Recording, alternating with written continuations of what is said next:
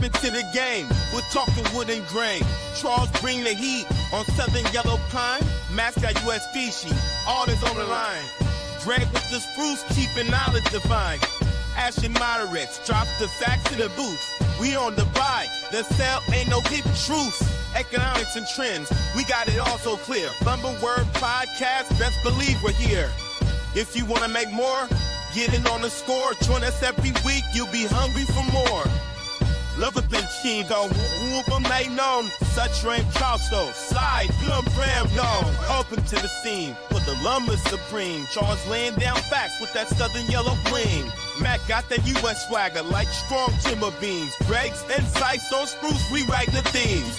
Got the buy side talk, we stacking that flow. Selling knowledge, every week we still a show. Join the Lumber Word crew, let your business grow. For the sharpest minds, is what a place to go. Well, everybody, welcome to episode 152 of the Lumber Word. I think we got all our technical stuff together. We do not have a guest this week. We're trying to get him for next week. I'll follow up on that one. And I kind of promoted a really special guest this week too. And my bad. That's all right. We'll work on it. Kind of wanted to talk about stuff. I'll have some notes written down here.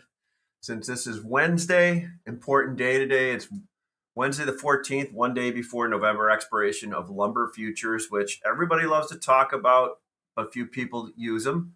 Always fun to chat about. And I guess we would have, does Southern Yellow Pine expire at the same time? The November contract. We'll have to check that. That's pretty much set in the books with the print the other day.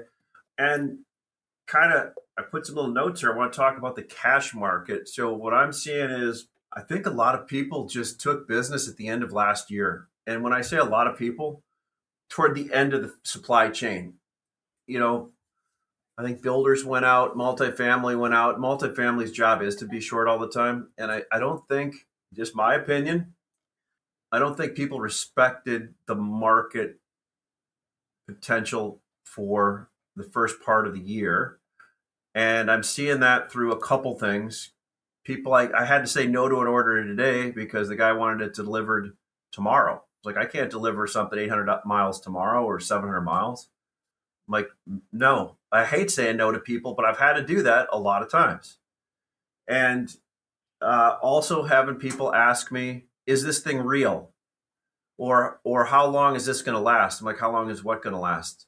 They're like, well, higher prices. Like, I guess that's a real question. The things that make me go, huh? Items that were really cheap a week ago, 2 weeks ago. Perfect example. Gregg and I were talking last night, 2x4, 116 and 5/8. Mills were giving those away 4 weeks ago. 2x6 14s. I couldn't sell them at 450 Chicago a month ago, and a wholesaler bought 2 trucks for me at 510 Chicago today.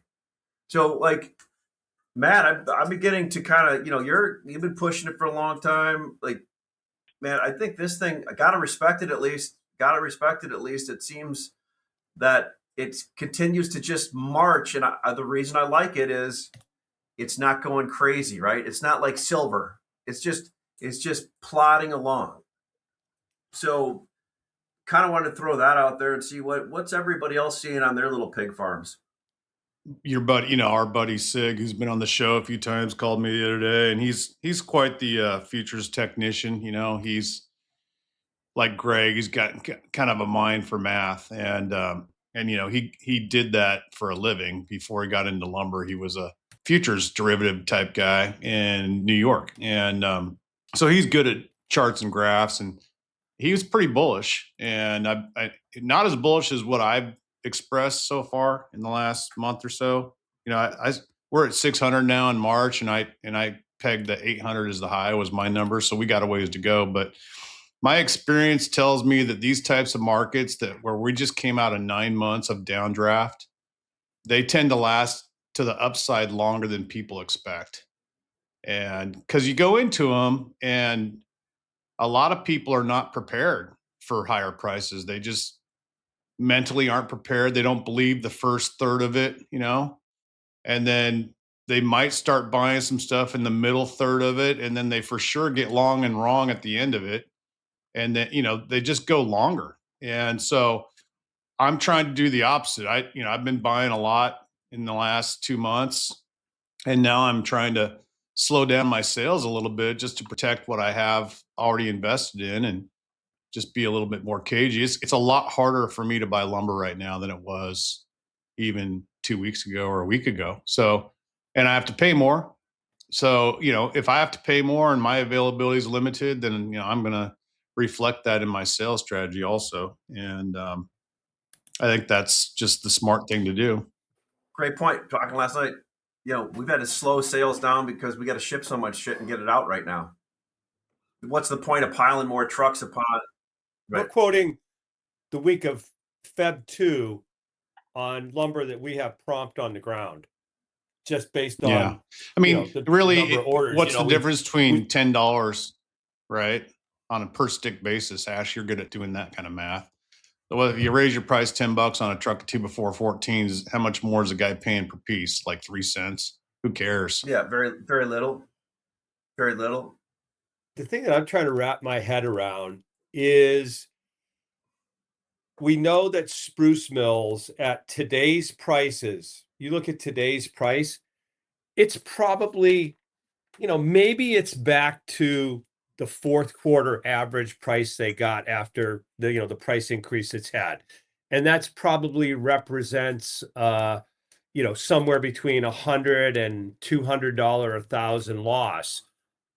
I mean, this week's markets in spruce has been driven by, announcement of a big mill in Alberta having a fire, going to be down for 4 weeks. And then that was followed up by another mill cutting production by 150 million feet in the first quarter, 600 million feet over the course of the year on top of what's already been cut. Does spruce have another $20 to $50 up based on the current prices, or does it have $100 to $150 up? That's what I'm trying to wrap my head around. And I think it comes down to, Charles telling us about the pine market, because for the last, 18 months, when the pine market rolls over, that eventually pulls all the rest of the markets down with it. So that's I've just teed it up for you, Charles. Well, Greg, hold on. First of all, I want to say just great job using a power statement. Your first out of the gate was "we know" instead of a lot of people say "I think." And when you say "I think" instead of "we know," it puts you in a weaker position as a speaker. So we're part-time psychologists for anybody that's tuned in right now. That was a Ashley, that's because our listeners deserve better of us. That's the reason why. They deserve better. No, that was great. Like we're gonna kick it to Charles here in a second, but I'm starting to lean to the side that this thing could move $100, $200. I mean, how many people out there think there's $100 upside from today's price? Zero. Oh, that's right, you guys. Oh, that's right. You guys do. How many people are positioned how many people are positioned for $100 up move? Well, zero. And I'm concerned that you know why? I see. The market is definitely keying itself up to surprise a lot of people. And to Matt's point, long and wrong towards the end of it is all the guys that held out too long and they didn't kind of pepper 4 or 5 here, 3 to 2, 2 to 3 here, a block of 5 there, and kind of keep that rolling average because they want to capture as much profitability as they possibly can instead of sustaining some sort of potential slower increase, right? Then okay, I really need it, so I have to pay whatever it is, and then all of a sudden the market changes in a week and a half. As far as pine leading, I mean that still stands true 100%. There's some things that happened over the past couple of weeks that have not sustained themselves as far as some downward pressure buttons and levers that we've seen have kind of gone away, and it's less wood with actually more people needing it faster. Charles, can you explain that to us? Like explain that to people that are going to be a couple deviations down, asking somebody for Southern Yellow Pine prices that we're getting it 2 weeks. I'm a Labrador Retriever. So are getting it for 2 weeks or sooner for the last 3 years. Which part? Well, no, like you said, there's a lot of levers that have been pulled to keep. Yeah, there's a lot of things that have been done because mills have lost their ass for the past 2 years, right? And they're getting a little bit better in the South at actually trading lumber. So they're realizing that they've got to get things out of the way before they can sustain any sort of price continuity, right? Because for a multitude of reasons, but obviously, you know, you've got truck markets, which is immediate delivery, right? But you also have everybody in the South was aware that there were mills that were not running in the middle of December, and that's why prices spiked the way they did. And they enjoyed that price run, right? So now they're reacting a little bit more proactively than they have historically. So those levers that would you could sit and wait and basically set a clock to something is now a little bit disturbed. That process has changed. It's morphed into something that's a little bit more efficient and effective for the actual primary producer. Yeah. Last week you said that it was down 30 from, is that still true? I mean, down 30 from, I mean, premiums are gone, right? I mean, as far as premiums over print, that has kind of subsided on certain items. But there is still items that are strong and just don't exist, right? I mean, you think 14-foot anything, right? Whether it's 4 or 6 inch, let's just call it narrows. I mean, that's a trim back from a 16-foot. They'd much rather produce a 16-foot stick than a 14-foot stick. So 14s are naturally going to be tight this time of year, especially with treaters kind of pending. And I've heard that, you know, some treaters are getting lists out sooner than they have historically because they want to do what I described, right? They want to say, okay, I know I'm just going to use arbitrary numbers here. I know my demand is going to be 100 truckloads of X product, right? Come into February, middle of March. Maybe I buy 25 or 30 of them now and then see where we're at in a couple weeks and then reevaluate, instead of, okay, let me sit here and just anticipate a break. And then what if I'm late and then I'm long and wrong, as Matt described? And, you know, all the takeaway on that stuff is all contractually driven anyway, based off of print. So it could be a bad deal if it's not played appropriately. Yeah. So Charles, if you're saying, like, I understand Matt's question here on Southern Yellow Pine, since you guys speak a completely different language on the pine trading world, the premiums are out, but the print price can still move up to where that premium price was the week before. But correct, if something was trading at 600 last week, but it was really 650 in the cash market, it can move up to 650, but it's not trading at 700. So the correct. momentum is still leaning to the upside right now. Would you say that yellow pine mills are trying to keep a longer order file and nudge prices up right now? Is that seem to be their strategy?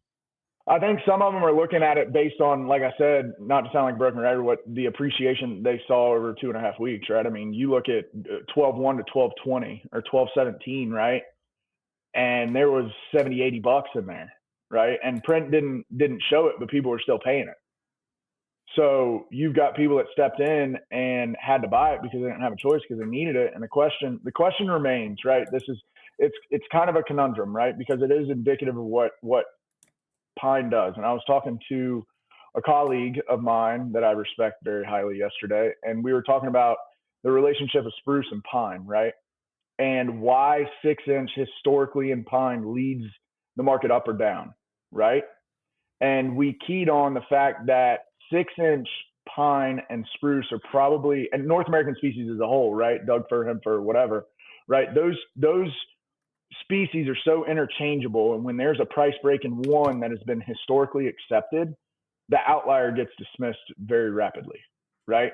So if you had, I'll just use an example. If you had 2x6.9s and spruce that were delivered into Atlanta at 580 and pine was still at 500, and let's say there was an equilibrium there and they met at 5.5, people are going to choose spruce over pine, and then 6-inch pine is going to decrease in demand, obviously, right? So that's one of the big key factors that we've been paying attention to, and a trend that we've been tracking for the past 2 years. I just want to highlight, and congratulate all of our viewers that in September-ish time period, maybe it was August, September. Yellow pine 2x6 was trading sub $300 FOB mill, and I think we unilaterally said, back up the truck, load the boat. Kudos to that. That's like, I think the market's up $150 from there ish, maybe, Charles. At least. So 50% increase in 4 Yeah. months. So if you buy pine 4 months, like 70 days. yeah, I think you could still do it in early October. You're right. Hey, what happened to the spread on the futures on the lumber on the Jan yellow pine spruce? Where are we at there? Spread today is it printed like 445 or 450, it's like 65. It's $95 right now, from on the futures. Well, yeah, LBR versus SYP, that's correct. And then to Ash's point, the board is actually almost a $10 premium or $11 premium over what was, you said 445, right? 465, 465. No, 455 Jan pine and 550 spruce. The $100 spread.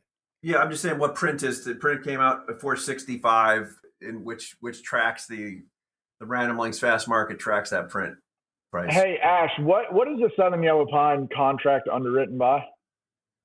What do you mean? I asked you this question because I was educated the other day, and I feel like we need to. This is a public. This is a public service. I didn't know if you wanted me to bring that up or not. No, I relish in the fact that I'm wrong, because if I'm wrong and I'm in the right room, somebody will give me the information I need. Well, no. So what Charles, I love is how much money you've made being wrong. That's what I love. And you know what I mean. I'd always rather make money for the wrong reason than lose money for the right reason. I'll tell you that's called luck. Better lucky than good, Greg. Charles and I were talking. Here's what I think, and I think some of the publications have to look at this.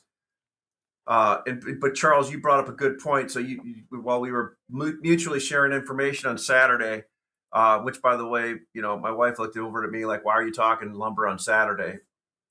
The 2x4 Eastern contract is a Random Lengths contract. And Charles, throughout the thing, he thought it was a 16-foot contract. Is that what you were saying, Charles? And from the way I understood it in conversations that I had, and granted, this is me not doing my due diligence, right? That I should have, because the specifications are actually on the CME website.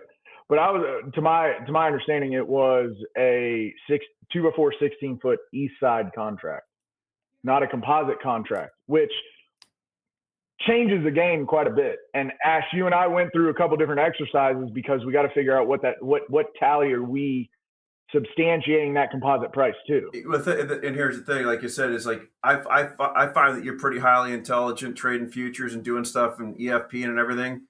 Think about how little some people know about that Southern Yellow Pine contract that talk about it, right?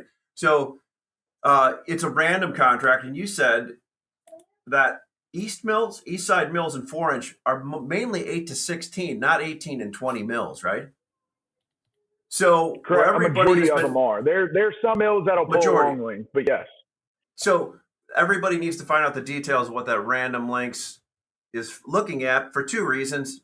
A lot of people, I was on that call, that Southern Yellow Pine contract call a month ago or something, and when you go to these shows, everybody complains like, "Oh, this isn't following the price." Well, I don't think most people know what the price is that it's following, right?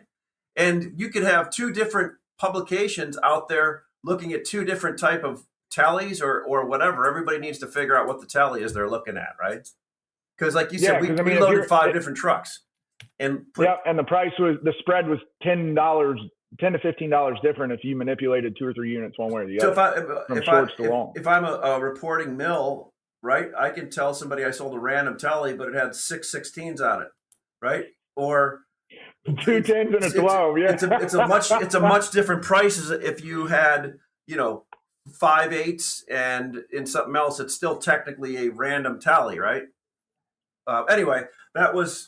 So this is a great opportunity, Ash. I just want to confirm this. Like, are we broadcasting live today for our viewers? We are. Okay, great. So this brings up a great point about educational is we got an opportunity. The futures market expires tomorrow, and the market accepts spruce, hem fir, Doug fir, and I understand there's going to be a substantial amount of hem fur delivered into that contract. I see that the spread continues to widen between Matt. Maybe you and I talked about this. So, hem fir delivered Chicago. I mean, it looks like spruce delivered Chicago's 548, 550-ish based, which is right on where Jan futures are. And the hem fir market is about the same price. Is that correct? Yeah. Right. And it's really just tied to lack of availability of two before right now in the West. So, I'm speaking like Oregon, Washington, Idaho. There's just not much around. And so what you can find is like a truck of 20s or a truck of 18s or a truck of 8s. You're not finding any random car loadings, and there's no volume at all. Really, it goes back to what I said last week. There's just a lot more Doug fir being produced at the moment.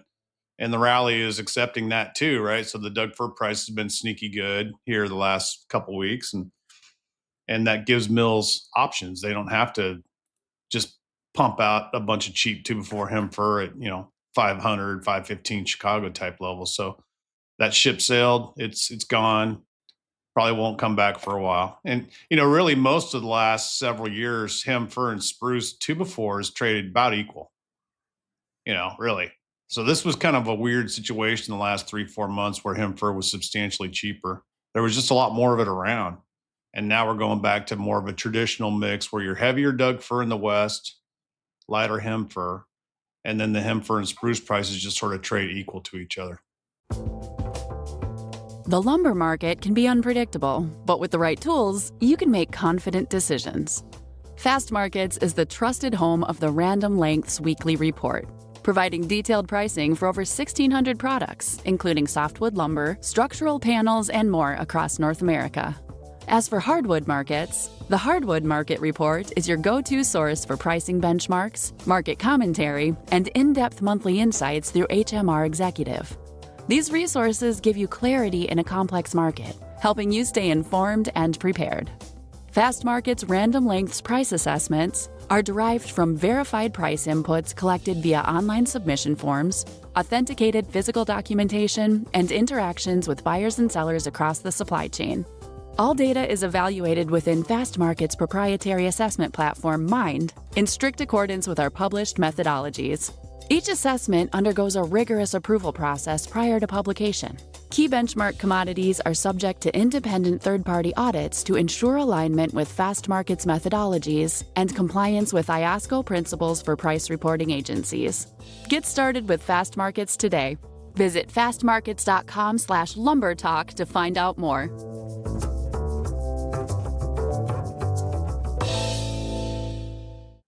Hey, what do we got here? So just like for our viewers, anyone out there, the hem fir, the futures contract delivers to Chicago. There's probably some markets that would be better served receiving hem fir. And if there's any listeners that would like to EFP for those markets, please reach out to us offline. Let us know. Hey, why don't you and Ash talk about what's happening in Eastern spruce and Euro? I'm kind of curious. That's your forte. Yeah, that's a good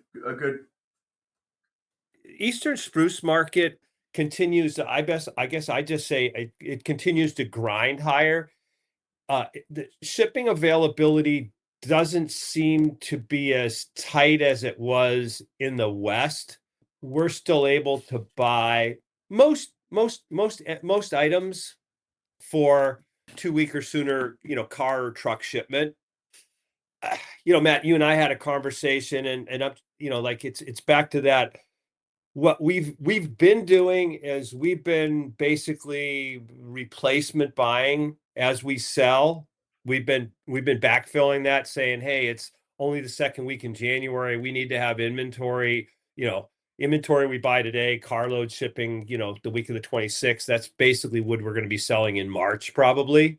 And, we're going to stick with the seasonal and say, hey, the market's going to peak somewhere between the middle of January and the 1st of April.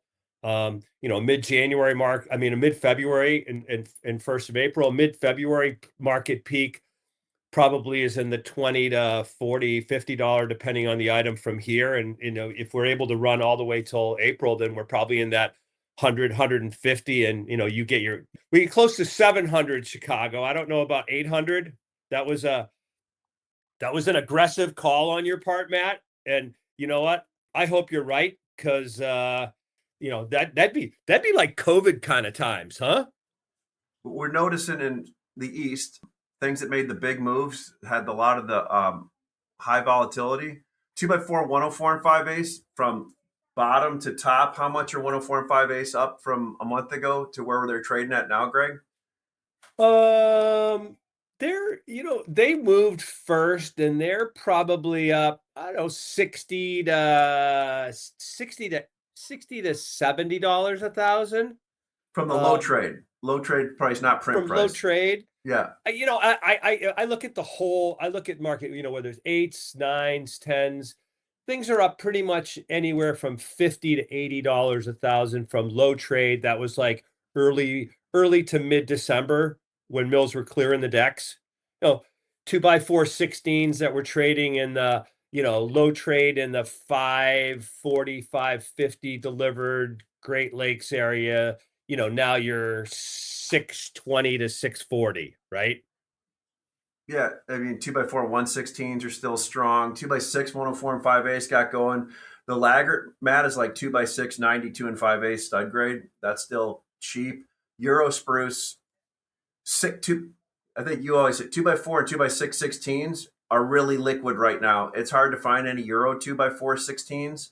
I saw some lists with guys at $700 and some at $650, but it's lightly offered. 2x6 16s, low trade on the dock, 620 Cape. Oh, I just bought there. Maybe that's why I'm saying that. But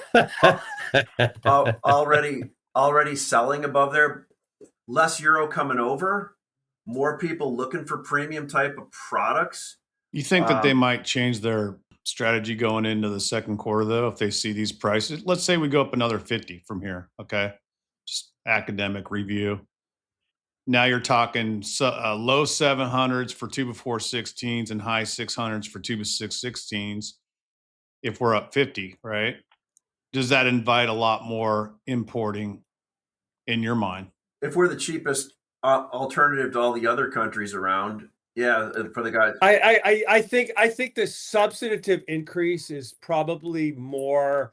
You need like the market to be plus 700. You got to remember there's 10% tariff in that. So, a number where I might have said last year it was 650. Now it's in the mid 700s. Yeah. But the lag on that is if we got there in the next, over the next, 30 to 60 days, that would be lumber shipping there, April, May, arriving June. Okay. Well, here's my theory on all this is if you look at what the mills in the Western spruce and hem fir sphere have been pumping out for the last several months on 2x4, they got away from heavy 16s and started pumping out a bunch of 18s and 20s because the value was there. And so if you remember when Canfor sent out their EFP list a couple weeks ago, they had a whole bunch of 18s and 20s on it. They still do, but they've also offered some heavier 16 tallies on some premium stuff that they have. But really, they had a lot of 18s and 20s, and so did Fraser, which is that's really not typical for them to have a lot of 18s and 20s. So I think the mills in the West kind of went that direction, trying to capture value smartly. But now that 16s are so frothy again, I think you'll start seeing them cut back a bunch of this 18 and 20 foot production back to 16s and trying to capture that value over the next 90 days. And so the tricky part here is going to be, when do you stop buying and investing in 2x4 and 2x6 16s? Because there's going to be an inflection point where there's just way too many of them available, and everybody can own them, whether they're domestic or Euro stock. And I don't want to be holding on to 500 units of them at the top, right? So my thing is, I would rather buy like cheap 10s, cheap 12s, cheap 14s.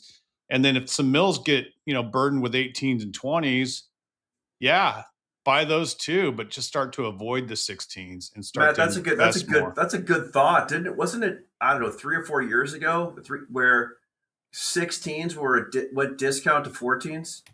Yeah, and 14s are super cheap right now. I can't give them away, dude. I'm like 140 cheaper on 14s than I am on 16s on premium spruce. Yeah, and nobody cares. All they want is 16s right now, and it just baffles my mind. If you look, I mean, we for the last 6 months we've been looking. If we look at the market dynamics, 16s are 2x4 16s are an overvalued item, where 8s, 10s, 12s, and 14s are undervalued items. Well, another thing that happens in the spring, Greg, is you get the home center effect, and all those 8s and 10s get gobbled up going into the home center programs. And so that really just leaves 12s and 14s as like the really obvious undervalued type things, both in 2x4 and 2x6. Now, right now, 2x6 12s are really good.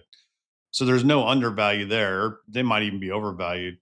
But I mean, 2x6 8s and 10s would be something that if a guy can buy relatively inexpensive at the moment, might want to put those into a warehouse for 2 or 3 months and see what happens. It's just time of year more than anything. You got to know we're in the treater season. They like the short lumber, and we're getting into the retail season too, and they like the short lumber also. So that short lumber, whether it's studs or number 2 or premium, it's all going to kind of tighten up here over the next 4 months. And there's some more opportunity there. Don't think that studs are just because they're up 60 or 70, just going to stop all of a sudden. I'm not sure that they will. I don't believe that buyers out there, we can say of trust facilities, retail, whatever you want to say, multifamily, I don't think everybody's covered for the first quarter yet. And I can tell that by the requests we're getting for quick shipment. I don't know if there's 50% more to cover. I don't know what the percentage is. But what if everybody had to step in the next week and cover all their first quarter needs and start dipping their toes into Q2? Or am I wrong? Are we already covered on Q1? Well, I mean, I'd say I've seen a steady flow of coverage of jobs starting, like over the holidays, and like late December, there was like, the quote unquote, the February start stuff, these last week or two, and there's stuff it's April start. They've been covering that in the cash. Right, because we continue to carry $50 to $80 premium on the forward price, so that makes sense, right? So the multifamily job. I mean, I guess I'll come back. I want to come back a little bit. We've talked a lot about supply. Is talk about the demand side. We talked about this coming into 2025. Everybody was very optimistic. Demand, blah blah blah. We got. We're up to October housing starts. The government is playing catch up. I figure we'll probably get November and December, maybe by St. Patty's Day or Memorial Day. But I mean, I estimate starts for 2025 are going to be flattish to down, a marginal amount. Again, then the wild card ends up being is like what happens if demand actually is better? We talked last week about the things that the government could do to improve housing demand, and the president has come out with a couple of teases on that. I believe he must have listened to the pod last week, because right after we said that they should buy down mortgages to reduce that price, he said we're going to buy $200 billion worth of Fannie and Freddie bonds and drive that rate down, and now the 30-year sub 6%. You get that rate down to the low 5s, and that's going to release some pent-up demand. We also talked about the fact that there's somewhere between $100 and $150 billion worth of tax refunds that are going to be flowing into people's bank accounts here as during this tax filing season. And there's another $150 billion in lower withholdings because of one big beautiful bill change in the tax law. So, that's a positive for the income side, and you've got the positive on the demand side. I mean, what would the market be if demand ended up being up, 5% or more in 2026 from 2025. It would probably meet or exceed what Matt's expectations were of the high of the year. Based on if that happened, it would happen at the same point where mills are still in the process of going off or taking production off the market, not ramping production up, right? Like any bump in demand is going to come at a time while your production is dropping. I think, Charles, is that the same in the South or not? Or is can the South come up with production pretty quickly? I mean, I think it's probably the process is very similar. I don't know if the timelines are exactly identical, but I'd probably say within 20%. Yeah. Yeah, no, that all makes sense. And Greg, I liked everything that they did last week. My thing is, I still think the median price home has to drop like $100,000 in an actual frickin' price in order to make it affordable for kids. Oh, guess what? Nobody wants lower prices on houses. They only want the part of the process that works. They want people to borrow for longer. Like, affordability to me is they need to have a lower input, a lower cost getting in than just some kind of fancy, like, part of the problem there, Ash, is as I've counseled my children now that they're young adults, is look, you don't need to stay in Oregon. This is like one of the top 8 most expensive places to live in America. You can go to Indiana, you can go to Ohio, you can go to Texas, you can go to Idaho, New Mexico, Arizona. There's a lot of other places where people can move to and have cheaper cost of living right off the bat, Yes. So, part of the problem is that you might have to be more mobile in your ideas about your future if you're young. But I want to switch gears real quick, and I had a thought while you guys were talking about what would happen if the Supreme Court rules against Trump's tariffs. And the basic argument I heard on the way into work this morning on the news is that it's not legal for him to just slap a worldwide 10% tariff on everybody. He's got to go country to country, reason for reason. It's got to be pinpoint accurate. He can't just blanket tariff the whole world 10%. Well, if that gets removed, now all of a sudden the Canadian producers won't be paying the 10% that they're paying right now on top of the 35% that is the ADD CVD. What happens now? Now we get some bad news, a little cold water. Maybe that kind of chops the rally out, takes the knees out from underneath it for a little bit. We get a little sell off. We get some guys panicking. You know what I would do if that happened? I would be buying like crazy, because I fully believe that this market has real teeth to it, and it's going to be more than 2 weeks of like upward conditions. I've already got people that are missed on this, and they're saying things like, this is a real good tell. It's like playing poker, and like you're trying to see if anyone's bluffing. When they start talking about, oh yeah, there's going to be a lull in February, I'll just wait for that. And they might as well just tell you they missed it, because they did. Yeah. This is like the John Candy and Stripes poker game. Oh yeah. I think that was before my time. I might have to watch the clip on that one, Ash. The other thing is you've got a big segment of the marketplace that I don't want to say it is. They've changed their buying pattern. They're not like the independent lumber dealer that would load up and buy 90, 120 days worth of inventory when they thought the price was right. They buy every single day, every single week based on their takeaway. And they keep their inventory days in that window that is relatively tight. It's a 30 to 45 day window. And part of what you get is when the market moves up like this, the field sells based on average cost. They don't sell based on replacement cost. Ashley and I talked yesterday we were talking about something, and I said, hey, you know what? We just have to sell based on our replacement cost every day. And I mean, yeah, that hurts when the market's down, right? Because we're taking humongous losses in the, on stuff. But, now we get that payback. What happens at the yard level is they sell that cheap lumber, and then it gives the appearance that demand is better because their customers are smart, and then they need the replacement buy. And at the top of the market, they have too much inventory, right? Because their sales slow because now they're on the market. I think it has a lot to do with capital allocation. Does that make and any return sense on to investment. anybody? Yeah, I mean, mostly a Like lot of these 100% companies, we're not immune from this, and neither you, Greg, or Ashley, and myself, and Charles. We have to look at how's our money being allocated, and what kind of return do we get on if we put $1 million worth of inventory somewhere. Did it make 5% or did it lose 5%?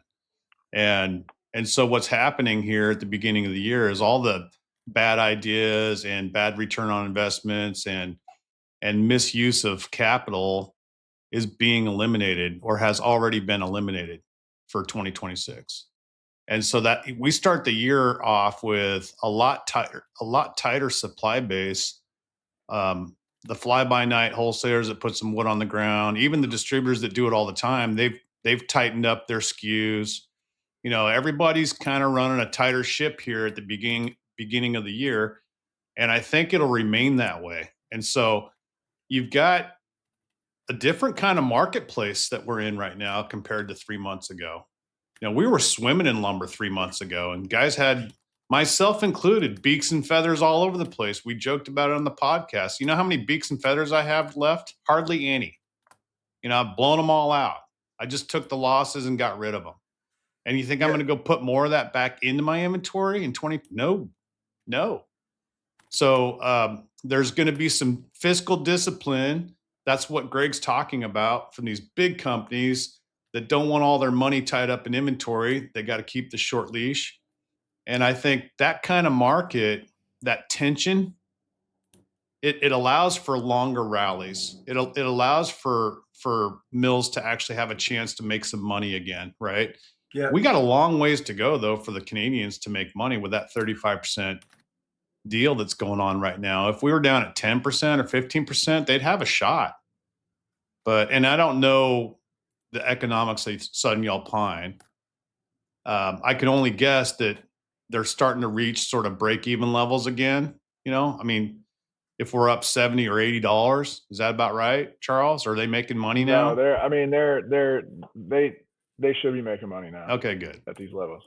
So you have and Matt, let's not forget that what we've been talking about going into 2026.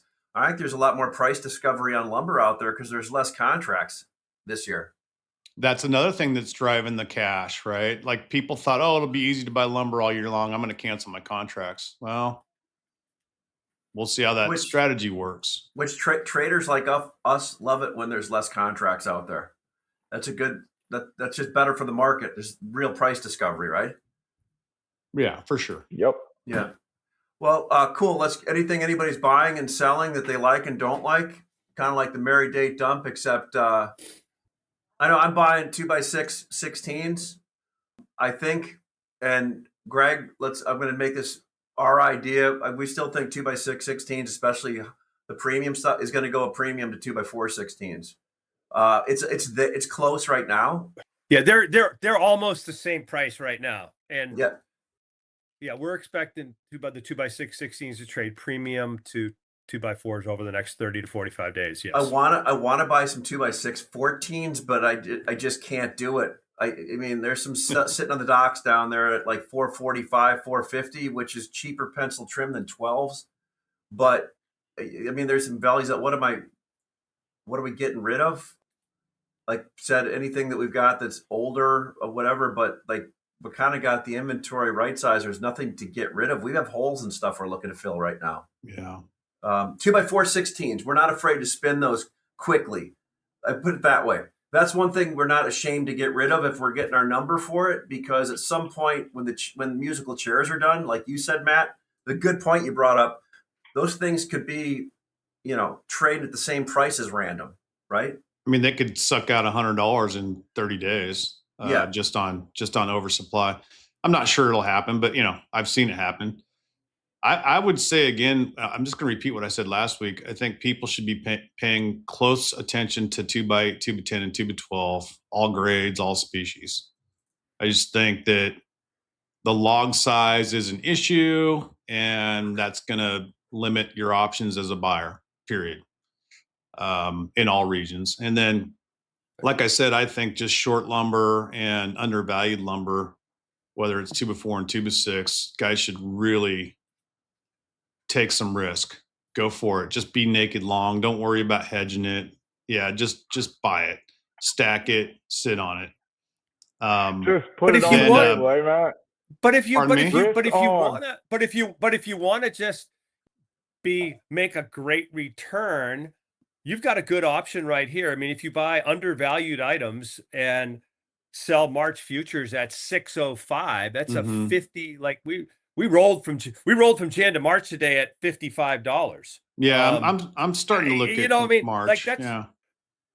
I hope that we lose a lot of money. I know I'll be getting calls from Montreal saying, "Hey, why are you losing all this money?" And I'm going, "Hey, this is good. This is good. Yeah. We want to lose on our March shorts." And I've heard If we that lose conversation $100 before. Yeah. It makes If we sense. lose $100 on March shorts, Q1 is going to be a big quarter, right? So, and I just like, Matt, I understand what you're saying is there's a time to bull up. And, I've been accused of always being bulled up. But Charles is going to get bulled up this afternoon when he gets out with his doggies. And sells his cows. Loading up the cows this afternoon, Charles? Final thing. No, we got for me, to load 2 trucks tomorrow morning. We got to catch them. how many head do you have? In South Carolina, 240, and then in Iowa, we got another 200. Damn, man, you're a player. No, we are not. We are not, my friend. Are you still relying on snail mail publications from the 70s to reach the forest products industry? It's time to upgrade. Advertise on the Lumber Word podcast and get in front of the lumber world every single week. Our episodes are tuned in by the largest segment of influencers inside and adjacent to the forest product sector. Decision makers who shape the industry. Ditch those tens of thousands spent on outdated print ads and project your product or service across the podcast universe instead. Ready to make the switch?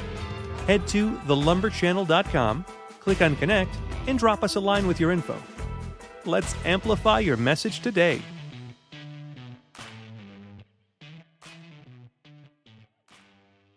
I do have one thing I want to say real quick. This whitewood 2x4 and 2x6 stuff that I handle, about once every 3 months. I have a bunch of 2x4 right now. So if anybody's listening to the podcast, they want to talk to me about rail cars or whitewood, give us a ring. And what's that market price delivered Chicago today on like randoms or straight 16s?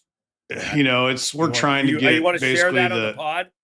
No, I mean we're basically just trying to get similar to hem, fir, and spruce prices. That's how it trades, and so if we can get close, we do it, and 95% of it goes to Western markets that buy hem, fir, and spruce on purpose. So can you treat that, Matt? Yeah.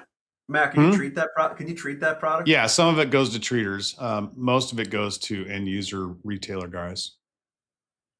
Perfect. Guys, so they use that. They use that for plate. Yeah. So like if you look in the Western Wood Products Association grade rule book, there's a species called Western Woods and there's another one called Whitewoods. I think this one is the Whitewoods. It just allows you to put like species like alpine fir and Sitka spruce and ponderosa pine and lodgepole pine into a kind of a catch-all species thing for mills if they get into a big Doug fir log cut. And, there's a little bit of other species of trees in there that don't fit into Doug fir or hem fir. They can just run it as SPF South or ESLP or whitewood. And the strength values aren't quite the same. They're a little lower. But for years, I've been trading ponderosa pine / whitewood, and there's still mills that make it on purpose, mostly in California. There's a few in Oregon, Washington. There's also a few in Idaho and Montana that still make it on purpose. And it just sells to people that are familiar with that species or people that are willing to switch and maybe save a little bit of money. Guys in the field must love it because it's so like nice and light and easy to work with. It's beautiful lumber, honestly. I mean, it's really nice. It's just not quite as strong as hemper or spruce. That's the only limitation. Charles, you got anything that you like to buy or sell? Not really. I mean, I'm not married to anything. I think being pretty open to opportunity is the best way to play the next 60 days, and having the ability to execute. Yeah.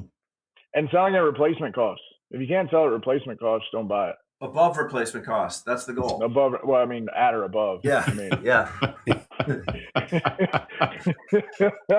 Yeah. But I mean, I always find one of the hardest things is when the market's like this is, staying up on where replacement cost really is, right? I mean, it's hard to track right now.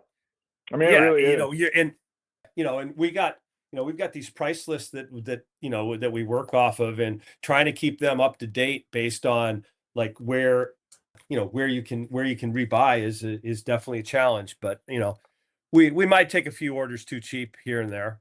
I mean, everybody does it. You got to keep it moving. I've been known to do that. My people know that my nickname is BCBB. Be cheap, be busy.